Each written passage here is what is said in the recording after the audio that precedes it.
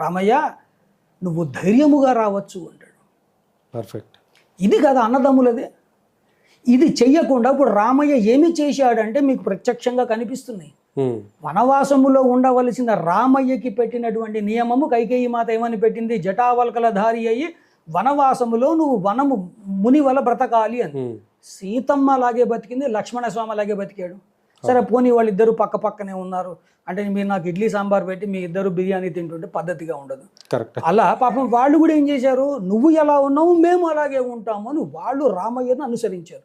సరే పోనీ వీళ్ళు ముగ్గురు ఒకే చోట ఉంటున్నారు కదా, పర్వాలేదు అనుకోవచ్చు. వీళ్ళిద్దరికి ఏం పని? భరతుడు శత్రుఘ్నుడు ఇద్దరు వాళ్ళు కూడా జటావల్కల దారి అయి నందిగ్రామములో ఆయన అయోధ్యలో కాలుపెట్ల.